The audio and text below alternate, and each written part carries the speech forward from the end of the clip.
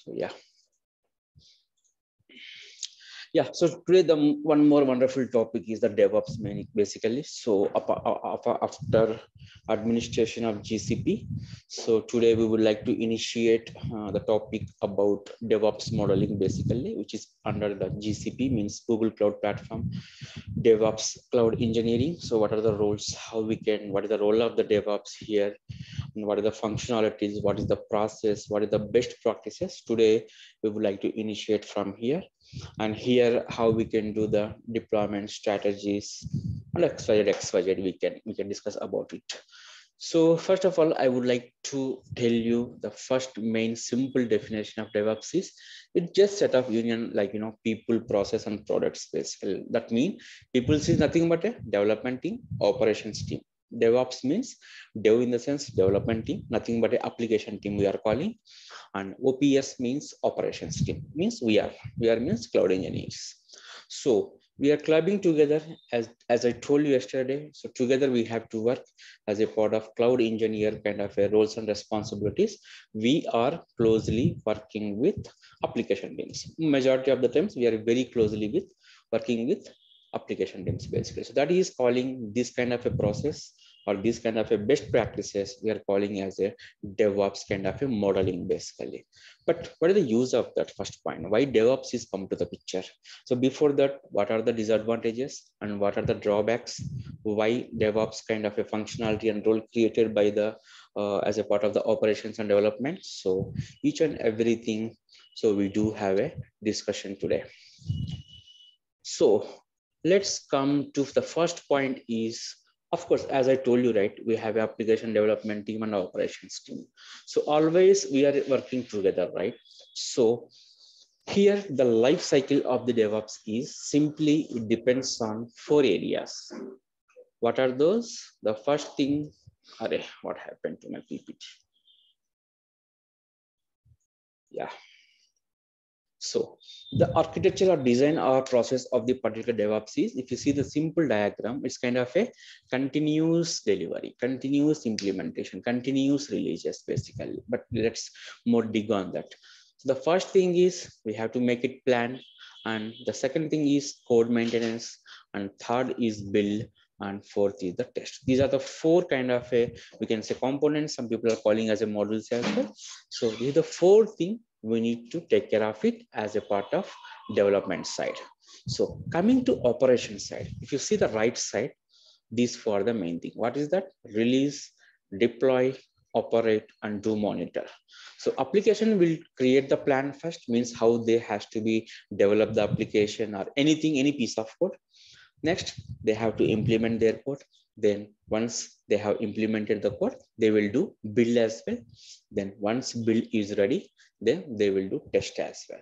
Once everything is ready, then they will give it to us. Us in the sense, we are an operation team. So once they have made, or once they have done, then from there, we have to take care of it. From there, what we have to do? We have to do release. We have to do deploy. We have to do operations. We have to do continuous monitoring. But if you see this diagram, the first thing is a plan. After that, code. After that, build. After that, test. Then from here, we are taking release, deploy, operations, monitor. Again, it will go to plan. That is the beauty of this here. I will explain you what is that. So this life cycle is a continuous deployment and continuous. There is no stoppable. But before come to the DevOps modeling, what happening, so let me take one example here. So before DevOps modeling, DevOps practices, what happening, any deployment, we have to do first manual. Okay. So deployments will happen by manual, and any changes means application team will do changes, right? So they might have different deliverables. They might have different versions. Let's say they have implemented one application. After 1 month or 2 months, again, they did some changes as a part of business enhancement. Okay. So once changes is done, again, operation people will do manual deployment, then hosting our application. So any changes, every time we need our interval, then we need to log in, we need to go, we need to check everything.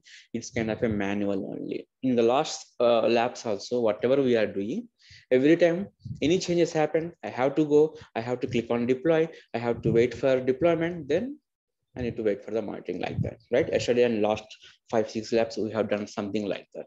So every time I have to go, I have to check in the code. Okay, checking the code by developer, but deployment is I have taken care like manual intervention and clicking on deploy. Then I need to take my application as a hosting over the internet. So to avoid such a kind of a manual intervention, so DevOps is come to the picture. Means the simple thing is the end-to-end infrastructure as a code should be maintained by Devops modeling. Means starting application code checking till hosting the application. So this complete process has to be automated by using of CI/CD as a part of DevOps modeling, which is CI means nothing but a continuous integration and continuous delivery. There is no stop, no one will not stop you.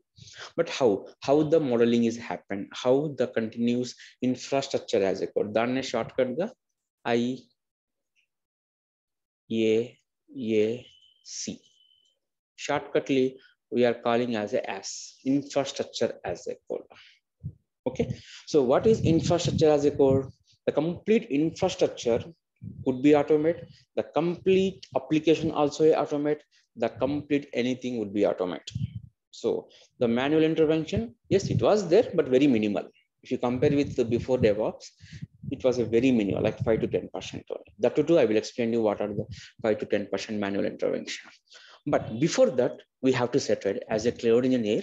If it is automating means galu ayipodu kada. So if any automated, so we need to do automate. We in the sense cloud engineer has to be do automate. So here our roles is come to the picture. So how we can do that? We have to create CI, we have to create CD pipelines, then we have to integrate with our repositories. Why repositories? Because application code is maintenance under the repositories only. You know very well. We have a G repos, we have a Git kind of a third-party repos as well. Once application checking the code into repository, as a cloud engineer, I need to build my CI first. Once it is done, I need to create CD pipelines as well. Of course, I will show you each and everything when we are doing the live labs. I can tell you everything. But first of all, functionality and process, you have to understand first. So once code is ready, then from there, I have to create CI first. I have to create CD next. Then simply my application or anything will host in my business. But this is continuously like this, clockwise. We're calling it as a clock, right? Continuously means application team will anytime they will check in the code, not at all a problem. Monday, Tuesday, Wednesday, Friday, Saturday, day and night, anytime across 24/7, they will check in the code anytime in terms of enhancements. So once they check in the code into repositories, my build pipeline has to be triggered. Because without manual intervention, my build pipeline has to be triggered. Once my build is ready, build nothing but a CI, continuous integration. Then my CD pipeline has to be triggered without manual intervention. Then automatically my deployment should be triggered. Then my application will went into any environment. It could be dev environment, it could be integration. I will explain you what kind of environments do we have, like production environments like that. But still we have some limitations here. What are those? We have two types of environments here. I am hosting the application means we have a different environments like development environment, integration environment, SIT or UAT environment, and pre-production and production. These are the reputed environments. Any organizations, you might see this similar kind of environments only. Dev in the sense of development environment. Environment means where our applications sit and running. Okay, so development environment means developing purpose. Integration means we have to integrate with the applications for my application. UAT means user acceptance, means where the live business users will do test.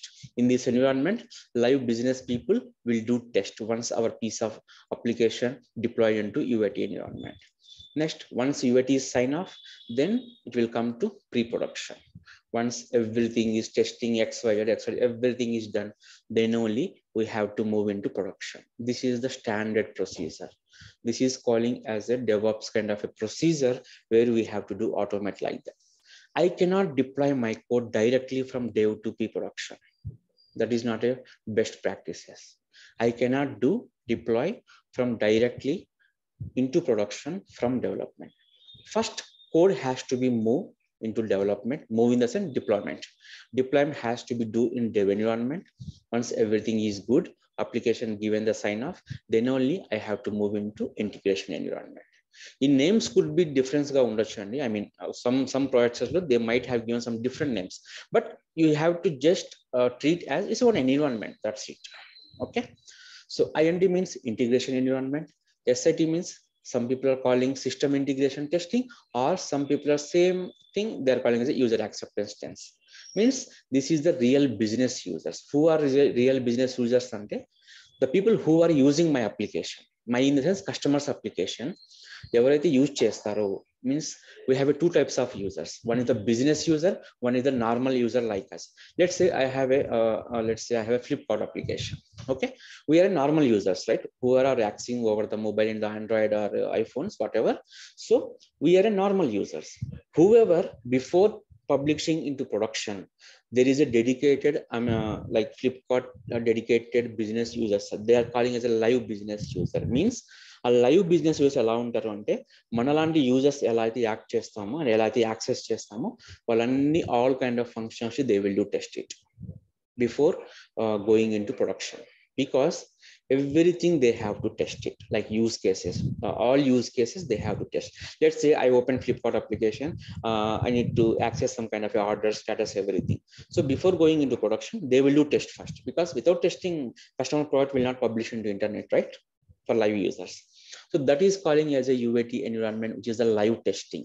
That means, let's say I have a 1 million users for my application. Just assume. So in UAT, they will take some pilot project. Let's say they will take some 20,000 people. Okay. So 20,000 people, they will take it. They will do all kind of a test like as 1 million users, because we cannot do testing in the production, right? The live data. We cannot do any kind of a testing in production. Whatever you have to do only UAT, or pre-production also not at all a problem. But in the production, we cannot do any kind of live test. So that is why if I have my application users like 1 million members, then I will take some kind of a pilot project. I can do all, in the sense customer will do all kind of any kind of a testing they will do here. Once everything is ready, then only they will promote my in the sense application code into pre-production by deployment by us. So once everything like similar, pre-production means nothing but a replica of production. Pre-production is nothing but a replica of production, because I cannot do direct test in production, right? Then still I need to check the load test and everything, right? Because I have a 1 million user. I need to put the load similar kind of area where I need the environment. That is why customer will use such a kind of a pre-production kind of area, which is replica of my production. Means these environments almost treated as a production environment, but not live, but is kind of a pre-production kind of thing. Once pre-production, all use cases are done by testing team and development team, then we are promoting their changes into production. Once it's live, the deployment is done, then my customer application will host in the market, means live. So this is the standard procedure. Let's say I have deployed my code into development. Simply, I am directly going into production. I'm just trying to do deploy. This is not a best practice. Even the same applicable for all. Even though I cannot do it for, we can have a chance to do deployment. What I was talking about in terms of process. So I cannot do direct deployment from INT to production. I cannot do deployment from SIT or UAT, whatever, to production. But I can do from pre-production to production. Because just this environment is replica of production. If only piece of code is there, then yes, everything is done. Then I can do promote from pre-production to production. So this is the standard procedure of end-to-end deployment process in terms of CI/CD as a part of DevOps modeling, basically here. Then what next? Apart from my DevOps here, still this thing here, release, deploy, operate, and monitoring here. So release, yes, we do have a release, or we do have a lab, how we can do release of my application, everything we do have a lab. But today we need to know the process and the sequence. First, you have to understand the sequence of your completed DevOps modeling here. So you have to know what is your scope, what is your responsibilities. Plan is not your role. Code is not maintained by you. Build is not done by you. Test is not done by you. This is not your job. So these four will belongs to development team. These four responsible for our team. So release, deploy, operations, these three, may aware of it, and monitoring. First point, monitoring. What is the monitoring? So for monitor kind of a thing, we have a dedicated, separate module for that, for monitoring purpose. What kind of tools we can use for monitoring in GCP? That time I will explain you about only monitoring purpose, because we have a dedicated classes for at least 2 days, I believe. We have a dedicated classes for monitoring. So next once is done, but if you see here, what is DevOps again? Means who will be used, what kind of tools we are using here. If you see here, development side, they might use Git. Already we are used in our past labs. Maven, maybe you don't know about the Maven. So Maven is kind of a package kind of a thing where using for build purpose by development team basically. But we are using cloud as a cloud engineers. You might use the packages who are giving by the development team. These packages here they have mentioned like Maven only. Still we have a lot of packages. For .NET we have some packages. For Java we have a dependence package, but don't bother about that. Everything will be provided by development. Means nothing but application team only. We are not the responsible for that. So this kind of a packages basically will use for build purpose. Build is nothing but whatever application team has written the code, it has to be validated. Because a development team will not check in the wrong code, right? If they check in the wrong code, simply I do deployment, what happened? It will impact my infrastructure, right? So if it is happening in the lower environment, it is fine. If it is happening in the production, it's a bad code. It will destroy my production, right? My production is infrastructure is your responsibility, right? So you have to take care of everything. So that is why every time once they check in the code into repositories, as a cloud engineer, you have to build your code one more time. Even though they did in their local, again, you have to build your code by using of these all packages and all those stuff. That is your responsibility, right? I cannot promote bad checking codes, right? Of course, we have a techniques and everything. Slowly we can run day-by-day classes as a part of this, all those things. Next, this is the Selenium. Testing means, you know very well what is testing. This is not our scope basically, but in the small startup organizations, they might ask you testing also you have to do it, but it's very simple. Testing also we have one dedicated class, I believe. So definitely we can cover how we can do test as well, but 90% you won't get a chance because that is not our responsibility. 90%, but 10% if you're joining the startup company, but obviously if they don't have resources, you have to take care of it. If you don't know also, you have to learn, you have to do. That's it. And deployment tools. In the market, we have a lot of tools where we can use for deployments. So here they have mentioned Jenkins, because nowadays Jenkins are not using, because cloud technologies are providing their own inbuilt tools in terms of build and deployment. In GCP, we have let me show you. In GCP, we have already inbuilt tool for deployments. This is the deployment, inbuilt deployment tools. See, we have a build, we have a deploy, where GCP already has given. So I don't want to go third-party deployment. Why should go? Already my cloud vendor is providing, then why should go for others? But where you can use for third-party deployments like Hudson, Hudson, Jenkins, what else? I think a lot of things are there. I know only 2 or 3. So a lot of third-party deployment tools are there. If already customers purchase the license for third-party deployment tools, then they will ask you, already I have purchased a license for Jenkins, then try to use it if possible. So it's all about decisions taken care by architects and all those stuff. Even though you don't know about Jenkins, once you entered into project, I know only about GCP build and deployments, then they can give some KT kind of things. Then you have to learn slowly. They don't pressure on you. So don't be worried. You simply said, I know about already GCP deployments very well. So I don't know about the Jenkins. If you know, it's very good. If you don't know also, in interviews also, you can simply say like that. Already I have a inbuilt deployment kind of a CI/CD pipelines inside the GCP console. Then why I should go with the Jenkins? I didn't get an opportunity like that. You can say like that. So don't be worried. So just try to learn all those things in the coming days. So once it's done about these two, then after that, coming to the operations side. Here, deploy, we can use the Dockers basically. Already we have done for a couple of labs. We are using the Dockers basically, where it is part of containers and everything, where we can put our images of our piece of software and everything. And we have deployed into runtime as well. We have done with the Dockers using the containers, because inside the Dockers, we have containers only, right? So like that. And coming to operations, we have a coding purpose, we have a chef and puppet. No, in our case, we have our ML files and Terraform codes only. So don't be bothered about that. So you don't need to write any kind of a code here. Everything it will generate by default, hardly 2 to 3% or 5%. You have to add small kind of a thing where you can simply get it copy and paste. No need to write like for loop, no, nothing you need to write anything. So, and coming to monitor, I can skip it here because we have a dedicated class, because we have a lot of tools like Datadog and GCP itself, we have a inbuilt monitoring tools as well. So when we were discussing about monitoring module, definitely I will go with the monitor. As of now, I am skipping, but monitor also part of DevOps engineering only, GCP DevOps engineering only. Monitoring also will come to the picture. So release, deploy, operations, monitor. These four will come under, complete your role. So next come to learning objectives. So in coming days, what we have to learn as a part of this thing, we can learn automate service deployment using CI/CD pipeline. Just now I explain you, but yeah, practical and live example we have to be discussed.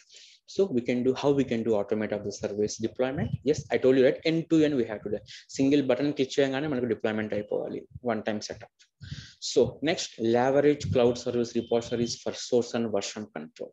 Yes, this topic I already told many times. Version control system, nothing but we have a Gropos, we have a Git. In future, if I get a chance, I will explain you Bitbucket as well if I get a chance.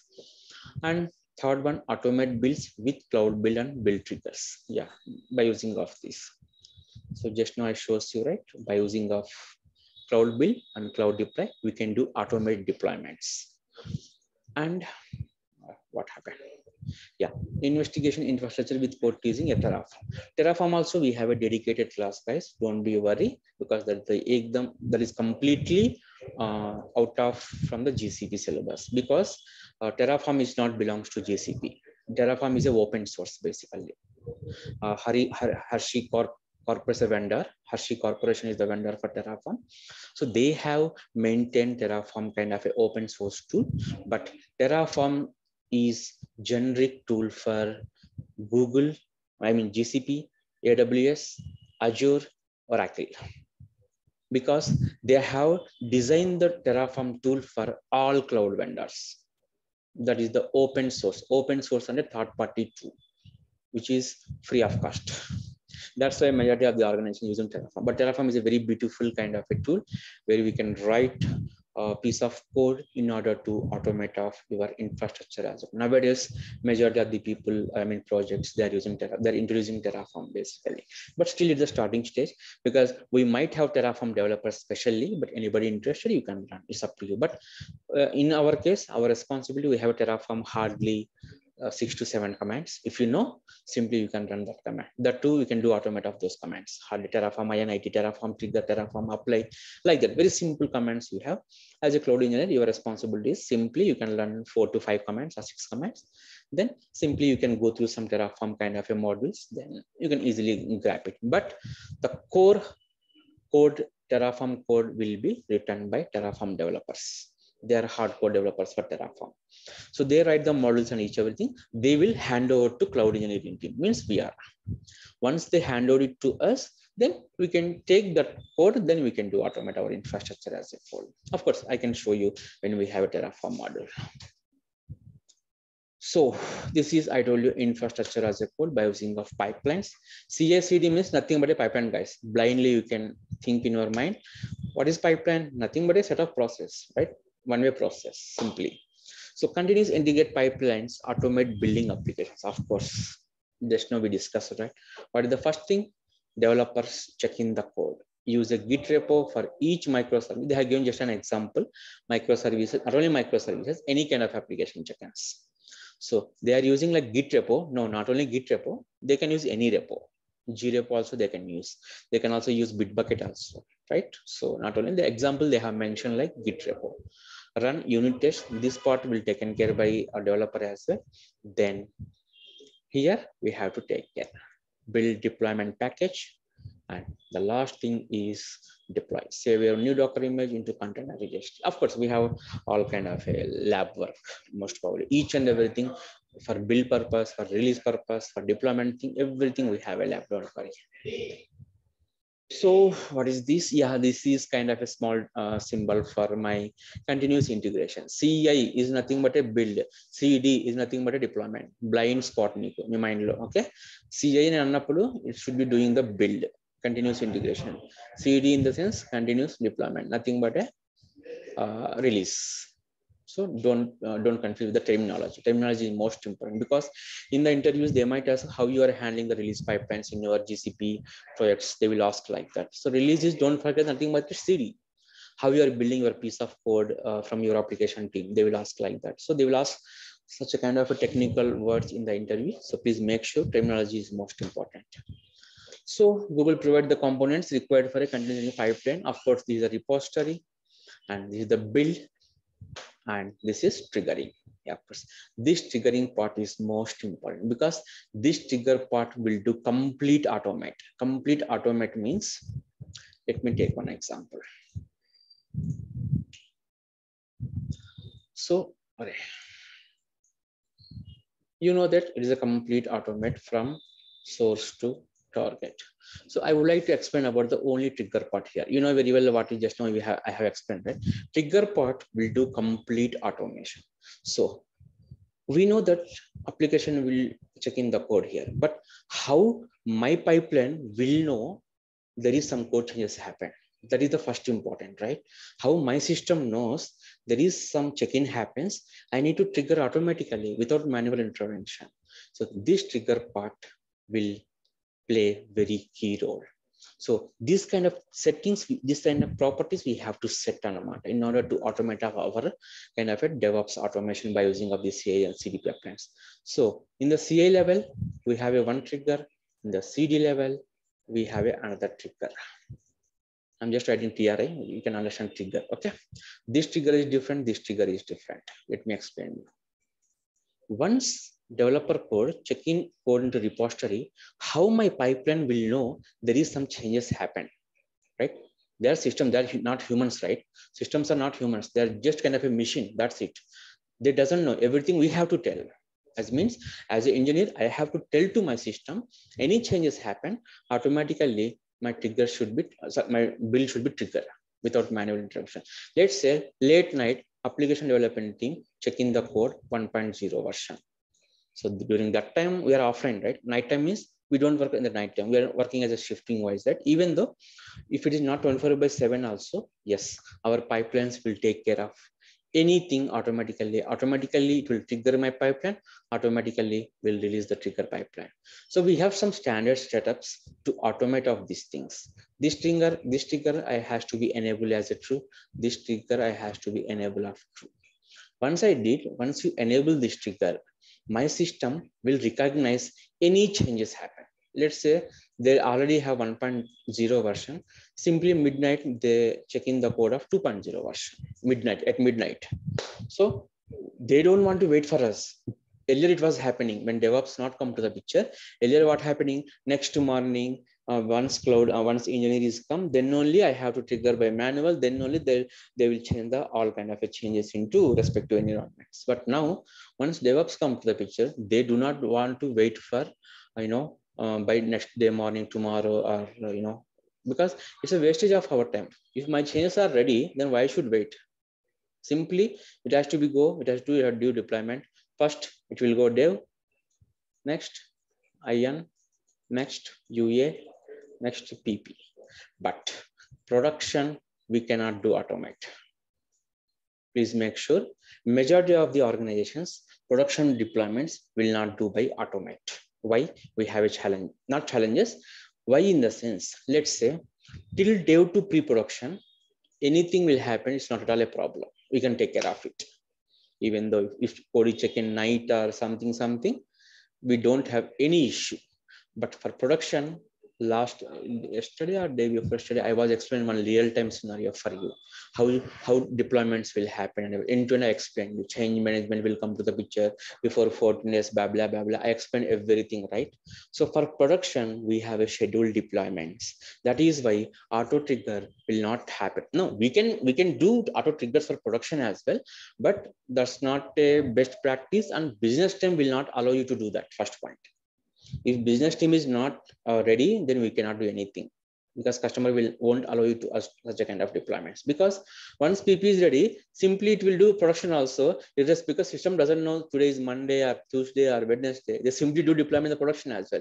But our scheduled production deployment happens only maximum Saturday or Sunday. But here also we can do cron jobs for Saturday and Sundays also. Don't bother about that. But still, చాలా managers ఏమంటారు అంటే, so better you can log in and try to check everything before, because production deployments are very critical, right?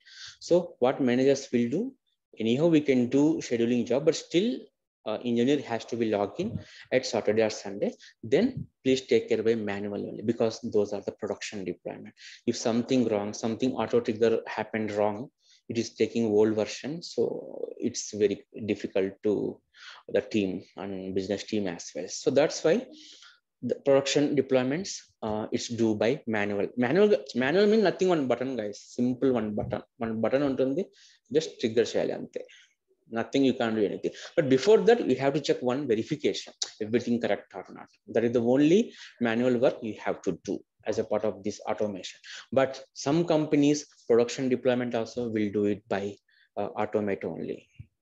No engineer will manual involved, because they are high standards they have, so they are maintaining, they have confidence like that, so they are maintaining like that. But a majority of the panic customers, so most probably engineer has to log in and they have to do weekend scheduled deployments for production. You know very well what is the production deployment procedure, because last class I explained you. If anybody not going through it, please go through my last session. So that kind of things, we do have a deployments by using of trigger kind of things. So in the regular classes, we can regularly check in the codes, we can create the pipelines of CI, we can create the CD pipelines. Then we do have a different labs, like using applications, using Terraform, sometimes using Kubernetes also. Kubernetes also will come to the picture. So such a kind of thing, we do have all kind of a different areas. So definitely we'll have such a kind of scenarios in the regular basis. And what is this? This is a repository. I'm just checking if I'm missing anything here. So I don't know, maybe my screen is very small, I believe. Just now I explained it how we can maintain the trigger. So these are all settings we do when we are doing the labs and everything. Just small graphical representation I just showing here in the PPT, so don't bother. We do have a labs and everything.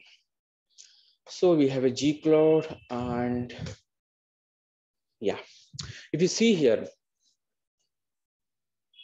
see, I just wanted to show the segregation between on-prem. On-prem means before cloud come to the picture. Moving to the cloud requires a mindset change. Before, what happening in the on-prem, before DevOps not came to the cloud environment, cloud kind of a technology.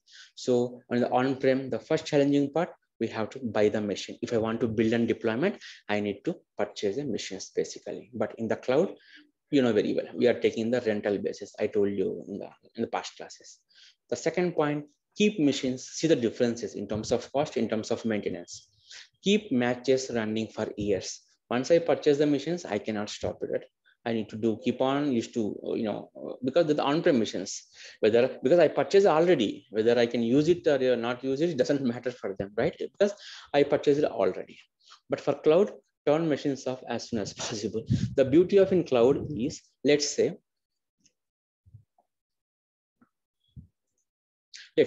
I have one dev machine taken as a rental basis for 1 month. Let's say one virtual machine I have taken. The rental is, let's say for 1 month means 30 days. Per day might be they are charging $100. Just an example. Means 30 into 100 means $3,000. Let's say these dollars means per hour they are charging simply like $10. Just an example, not accurate calculation. Okay, that roughly I'm taking. So that means per hour that, sorry, it's not percentage, it's a dollar. Per hour they are charging around $10.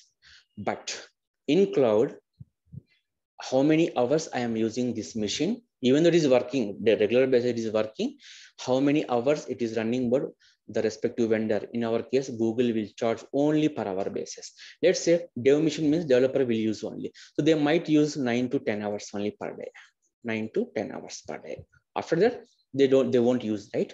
So the rest of 14 hours per day, we have 24 hours, right? The rest of 14 hours, they won't use. Then still I am paying around $10 means $140 I have to pay per day by customer. It's waste of our time, right? What happened?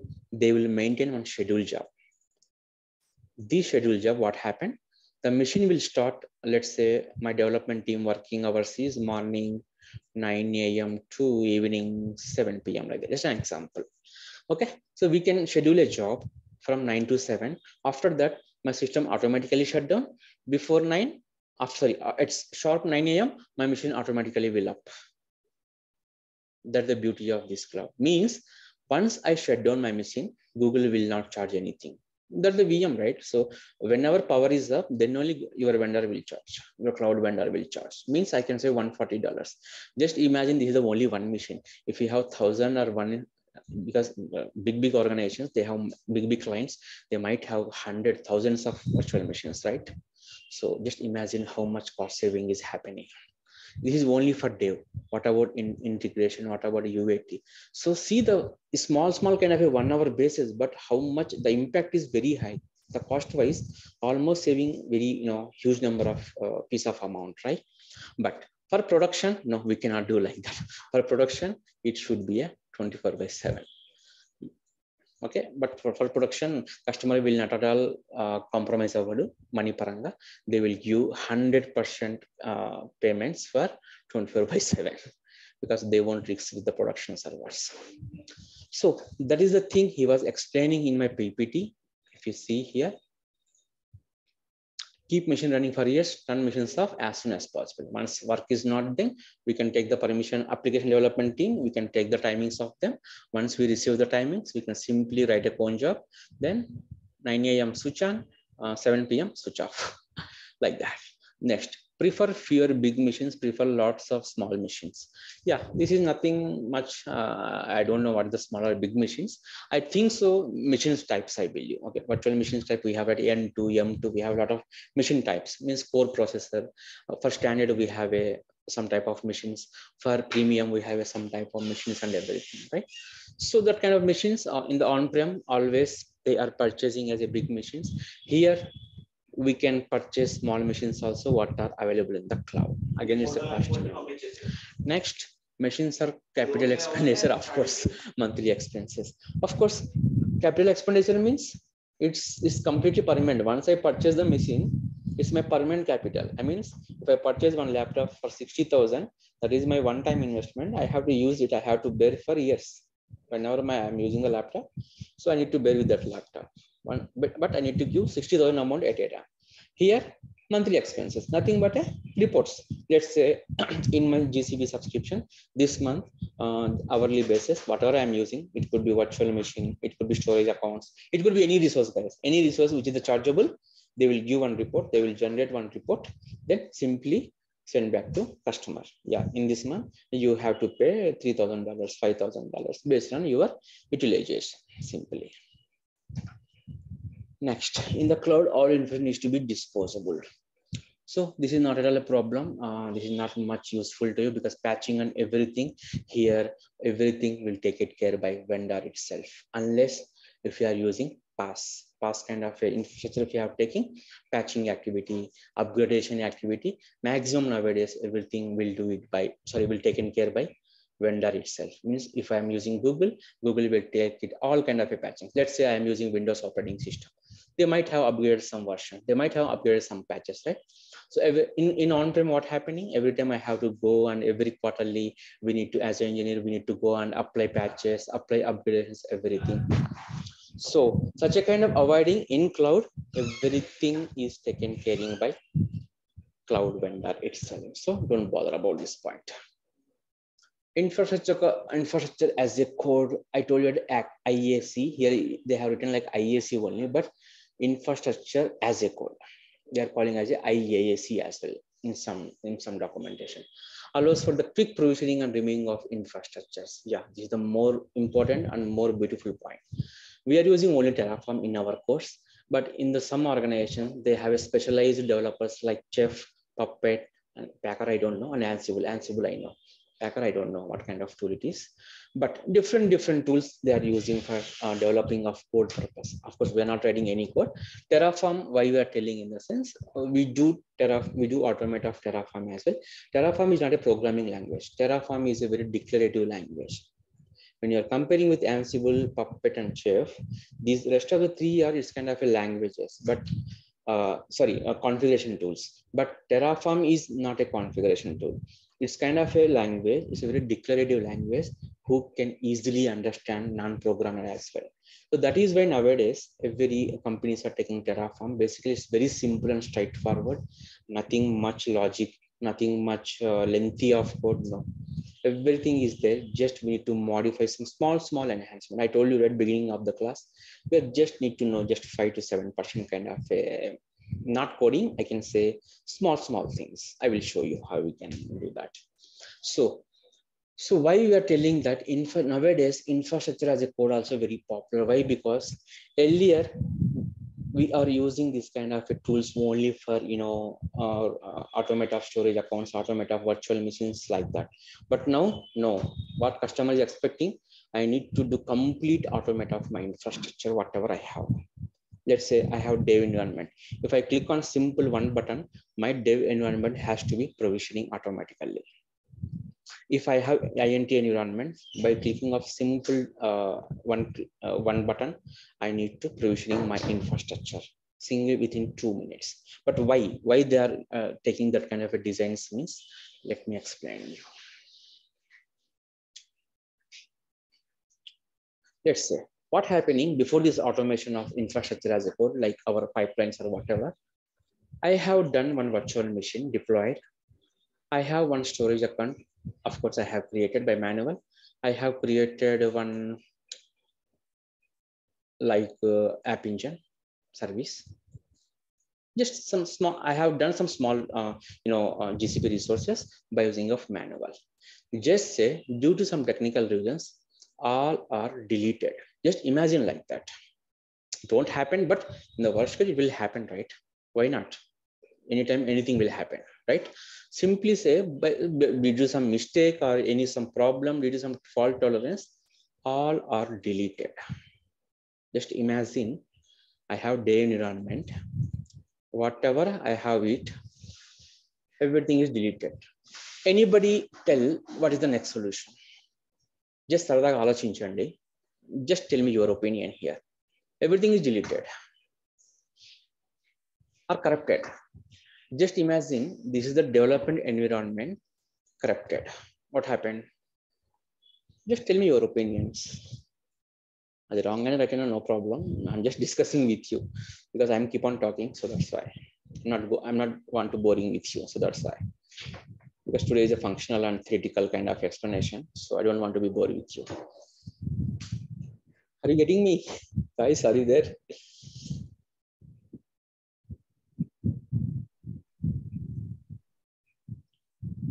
Can you hear me? Am I audible? Yes. Hello, mic testing. Simple ga, na environment lo una resources anni delete అయిపోయినాయి guys. నా GCP subscription లో development ఏరియాలో ఒకటి provisioning చేసాము. Okay, మనం last 15 days ఎన్ని labs చేసామో అన్ని పోయినాయి అనుకోండి. Just imagine in the live projects what you can do. Backup తీసుకుంటాం, backup. Okay, backup. So backup తీసుకుంటాం. అయిపోతుంది, ప్రొడక్షన్ అయిపోయి బ్యాకప్ తీసుకుంటాం. Yeah, production definitely we will take backup.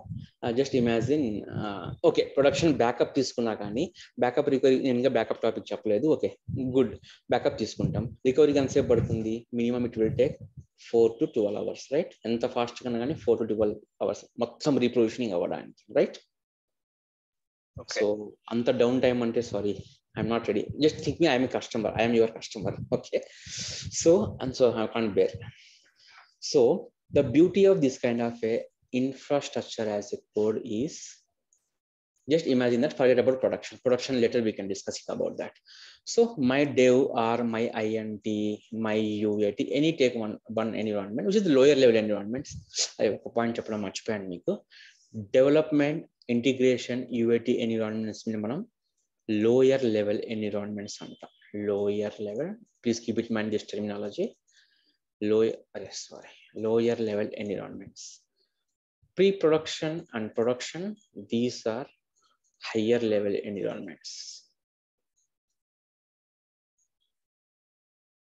So if someone asking you in the interview or any discussion with your architects or something, so if I want to talk, if they were talking about lower level environment, means you have to imagine it could be dev INT, not same kind of names, just it's a lower environments. Lower environments means very configuration of infrastructure anta kodi average ga untundi. But if they were talking about pre-production, higher environment, means it could be pre-production and production. So the configurations are very high sophisticated. So let's say even though it is lower environment, my dev environment is corrupted due to some XYZ reasons. So what happening? I have an infrastructure as a code. C, not S. This is C. Infrastructure as a code. Simply I can already I have a code. Already I have a pipeline. Simply I can recreate the pipeline, which will take hardly 2 to 5 minutes. That is the beauty of infrastructure as a code. Because all infrastructure code has been written by Terraform, or we have a different areas we will discuss in the coming classes.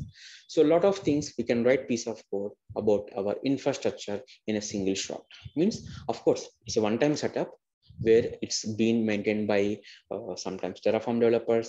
If we are using Ansible, we have Ansible developers and all those stuff. So they will write the code simply for automate, and they will hand over to us. Once they hand over to us, then we need to build our pipelines. Then we need to release. That is, you know very well how we can. Sorry, you know not very well. You know the functionality how we can do build and deploy. As of now, but for from tomorrow onwards, we can start our pipelines creation and all those stuff. So once I run the pipeline by using of this infrastructure as a code, simply I can build my dev environment within 2 to 5 minutes without impacting anything. Whatever I lost, everything I can recreate it. But still, I want to know the RCA, because my dev is corrupted. Same thing will happen for production also, right? Customer will ask like these questions. Customer ఏం చేస్తారంటే, okay డేవే కదా ఏమవుతుంది అని simple మనం రీప్రొవిజన్ చేసాం, బాగానే ఉంది, that is fine. But ఇదే ఇష్యూ ప్రొడక్షన్ వస్తే ఏం చేస్తాం? Simply I cannot do provision, right? Provision చేయొచ్చు, but production is a very sophisticated environment. We have given the SLA 99.99 as a cloud vendor. Then I should have assurance, right?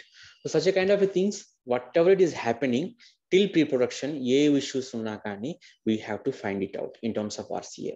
RCA means root cause analysis, because we are using different technologies, guys. Anything will happen, everything we have to do troubleshoot, we have to get the RCA and everything. So it is corrupted, fine, I can do reprovisioning. Before that, as you said, everything you have to take the backup in terms of logs, in terms of configuration files, in terms of your infrastructure thing. First you have to take the backup. Of course, we have a backup concept in one of the class. Then you have to reprovision it. Once you take all backup, then you have to start the troubleshooting. How we can start the troubleshooting? You have to raise a ticket with Google, because when you purchase a license, they will give support to you. You in the sense, not you, I mean, to company support చేస్తే, because we are paying. We are in the sense customer is paying the money, right? Subscription.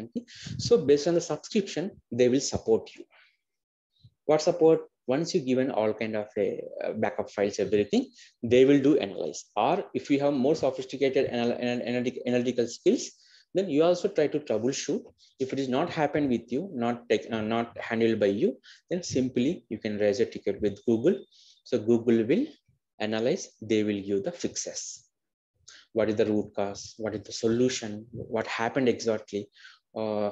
దేని వల్ల, ఏ reason వల్ల ఏం జరిగింది, wides crashes, wides corrected, everything Google will explain. Google engineers, those are the those are the technology related engineers. Technology related engineers means every technology, every vendor, they have dedicated their own engineers. Like Oracle, they have Oracle engineers. Like Azure, we have a dedicated engineers. Every cloud vendor, they have own engineers in order to support to the customer. In our case, customer means we are. So like that, you have to raise a ticket. If it is complex, if it is a small kind of thing, you can do troubleshoot, you can fix the issue like that. So such a kind of a thing, infrastructure code is will useful. Anything, it will create whatever I have. I lost one virtual machine, I lost one storage account, I lost one application, right? Once I run this kind of a Terraform kind of a infrastructure as a code, my same VM will recover, my same storage account will recover, my same application will do recover without impacting anything. Data also we won't lose. But here we have one more challenge. So customer don't care about dev or till INT kind of things, even though it is script or something like that.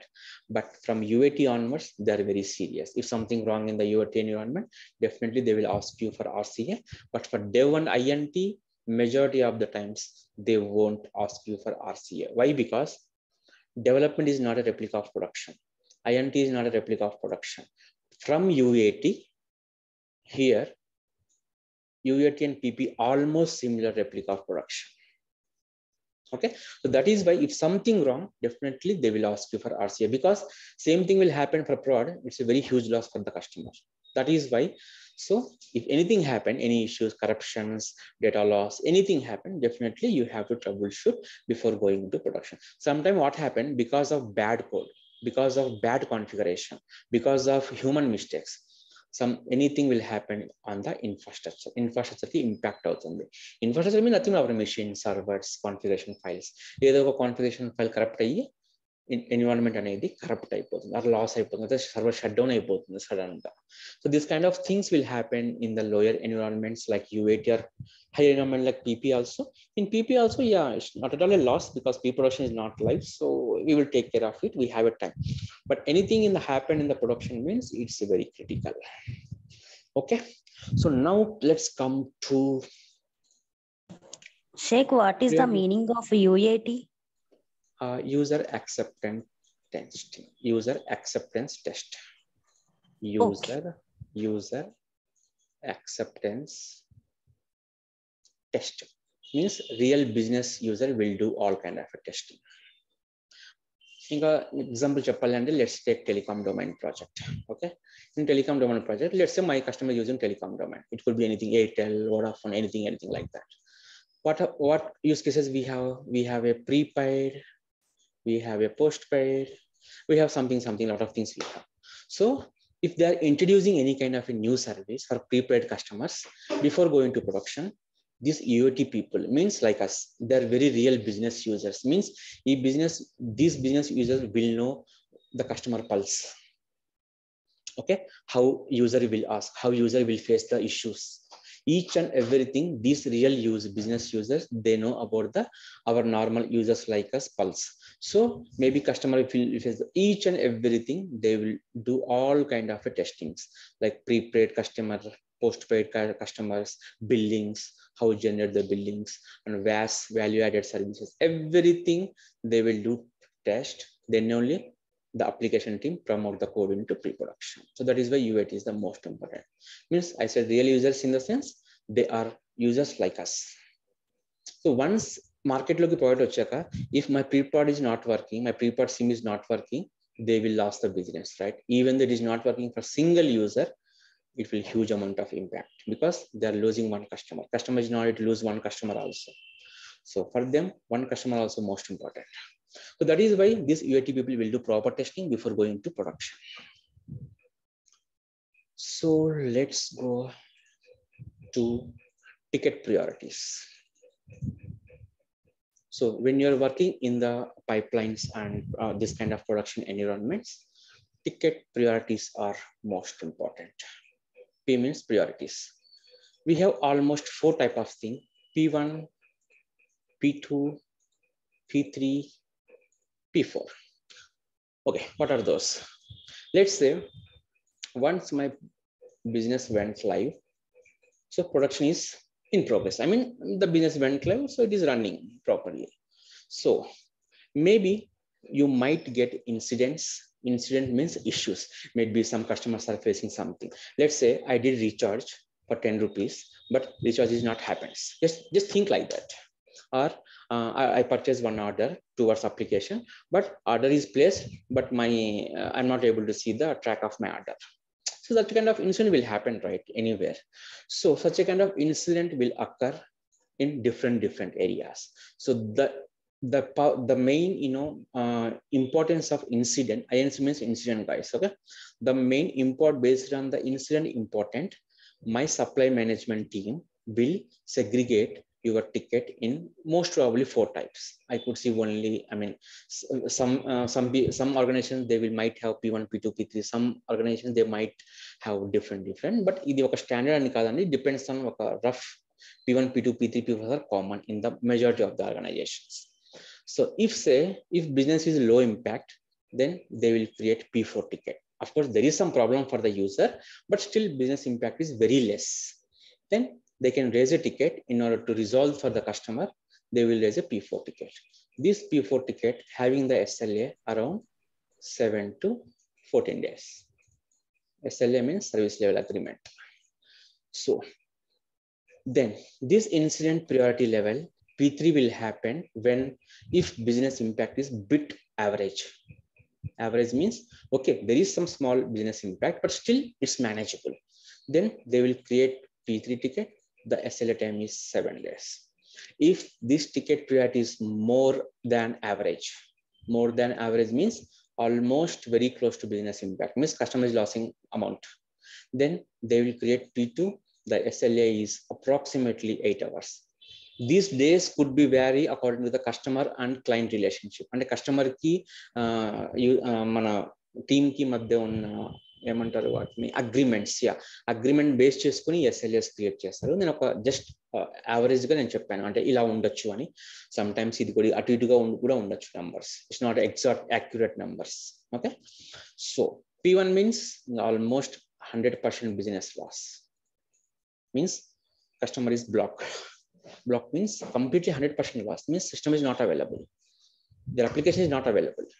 If I open an application of my business application, not opening in my mobile, it's not opening in my laptop or somewhere, means it's a 100% business loss, right? Even though 1 second, 1 minute also most important, right? If I am not able to open Google for 1 second, what happened? You will get irritated, right? Definitely, because if it's not opening for 1 minute also, obviously Google will lose, right? So like that, customer also will lose the business. So P1 is the high priority. P means priority wise. Priority 1, priority 2, priority 3, priority 4. So based on the incident, ticket will used by business users. It will route to us. So మీరు అనుకోవచ్చు business impact application బాగలేకపోతే మన role ఏంటి ఇక్కడ, right? So first of all any ticket will happen. First of all you have to check the infrastructure is up and running or not. Your production servers health కరెక్ట్గా ఉన్నాయా లేదా, up and running లో ఉన్నాయా లేదా, my machine in the sense my production infrastructure is everything looks good or not. For that we have a health checks. Basically manaku oka health checks reports untai general ga. So we do have a health checks reports. So we need to check all things. If everything is good, then we have to route this ticket to application team, because it's not our issue. If infrastructure is green, it's not my issue simply, right? Then simply I can route to application team, because if my infrastructure is ready, definitely something wrong with the service level. Service level means obviously code level. Code level means obviously will take care of the application team. So once P1, P2 calls, how will happen? I will detailedly explain you in the another opportunity. Whenever I will explain you some functional kind of a class like today, definitely I will explain you how P1, P2 calls will happen. What is, as a cloud engineer, what is your role, how you can deal with the customer, how you can deal with the business people, stakeholders, everything I will explain you if I get another 3D class in next week sometime. Okay. So this is the overall about complete DevOps concepts, automation process, infrastructure as a code, tickets management thing, and of course process of that. So everything I have explained today in terms of functional wise and live kind of example wise in a theoretical manner. So from tomorrow, Monday, we can start build on deployments. Before that, you know very well how we can check in the codes, but still checking the code is the common. It won't change. Okay, that's why I told you version control system is the regular part of your career growth. Daily so version, without version control checking, so we cannot do any kind of a build and deployment, right? Because the as a DevOps itself, if you see here, if you see here, code check-ins are continuous happens, right? So that is why it's a continuous deployment. So it's a regular part of your regular build and deployments basically. Okay, that's it, guys. That's it for, of course, bit bore because it's a theoretical part, right? But it's worthy because I explained you very live examples today. Okay, how it will happen. Majority of the organizations, it will happen like that only. I can say repeated organization I was talking about. Okay, so if I get another chance, I will explain you more like how calls will happen with the customers, how P1 tickets will, sorry, I forgot. P1 ticket SLA is 3 hours, guys. Okay. So you have to resolve 3 hours if it is in your bucket. In your bucket means if infrastructure is not working fine, then the people who is working on the shift, he or she has to be taken care of. Of course, for P1 ticket kind of things, we have a dedicated team. Mana team lone, the people who are more experienced in the cloud, especially minimum more experienced in the project. So juniors, freshers, even though they have more experience, they want to directly for the P1, P2 calls because P1, P2 tickets are very, it's kind of a burning tickets, I can say simply. So more experienced people only will handle by P1, P2 based on the experience in that particular project, not the cloud technology experience in that particular project, because he or she should know business, he or she should know process, everything. The particular experienced guy has to be capable to handle that kind of environment, that kind of situations. Okay, it's not about the fix, it's about the handling the situation is most important. Yeah, that's it, guys. I will be here for 5 minutes. I can wait for any kind of your questions. Otherwise, from tomorrow, we can start the labs for DevOps modeling. We have a lot of things we can learn one by one from Monday.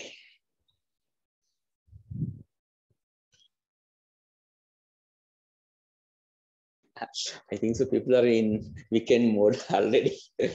I can understand. Hi, Salim. Good evening. Yes, please. Very good evening. Who is? Yes, sir. Tell me, sir.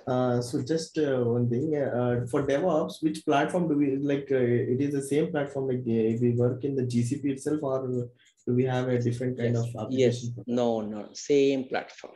If you see navigate. Yeah. This is the only this part. One second. Where is my CI/CD? Yeah, this part. Only this part. Okay, CI/CD. It's looking like very pretty straightforward. Only 5 services. Simply, yes. If you're comparing, GCP resources, this would be very simple, regular workflows only. But you have to do practice because the setup of CI/CD is the bit complex. But once you enter into lab now and daily, if you practice 2 or 3 times, it's very easy for you. Sure. Yeah.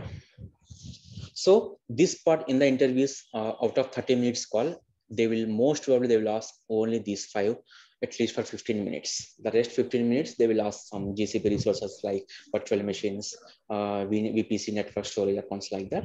15 minutes, they will talking about this thing. And we have a Kubernetes as well, where it is, yeah. This part also, they will ask minimum 5 minutes. So 20 minutes, DevOps plus Kubernetes, some small 7 to 8 minutes, they will ask in the GCP resources like VM machines, storages, app services, app engines, cloud run, cloud functions, like that. And 5 minutes is just kind of an introduction and project explanation. That's it. You can kick off anything. You explained the 30 minutes interview in just 2 minutes. Not even 2 minutes. In 1 minute, you just Sorry, come again. Sorry, come again. You just summed up 30 minutes interview in just 1 minute, Salim.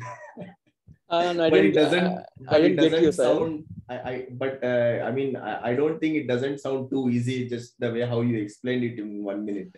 No, I'm not talking about that. The way, see, what I'm telling. After you complete up this training session along with practical session only. Okay, don't think as of now. Okay, yeah, for me it could be. Yeah, for you starting could be critical. Later on, once you practice, everything is cool. Okay, yeah. Sheikh, one more thing I want to say, everyone. Yes. Like coming classes for each and every class is very important. Please don't miss any single class. Yeah. Okay. Because this is actual of DevOps engineering roles will be started, and explaining will be in further classes. Okay. Please ensure that please don't miss anyone. Okay.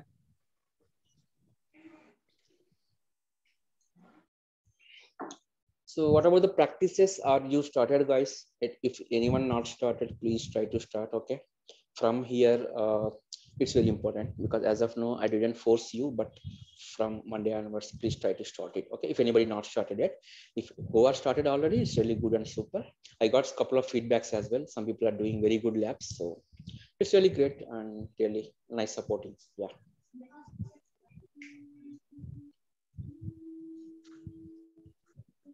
Okay, I think so. We are good. I think so. We can round up the call and have a nice day. Enjoy the parties and have a nice weekend. We'll connect by Monday. Sheikh, tomorrow backup classes will be there. Huh? Oh, okay. Shankar, maybe Shankar will let you know. Okay. Maybe Shankar will let you know. The backup classes will be there, but we will update you tomorrow afternoon whether we'll conduct tomorrow evening or Sunday. Okay. Okay. Why? Because tomorrow I have second vaccination dose. So based on my situation, so I will give the feedback to Shankar. Okay. Tomorrow morning I have a second dose. Yeah. Tomorrow it's not possible. Sunday definitely we will conduct. Yeah. Sunday 100% definitely. If second dose is giving something to me, then I need to think about that. Let's see. Okay, Sheikh, not an issue. Yeah, great guys, and have a nice day. Enjoy your chill parties. Okay, chalo. Okay, thank you, Sheikh. Yeah, welcome. Bye.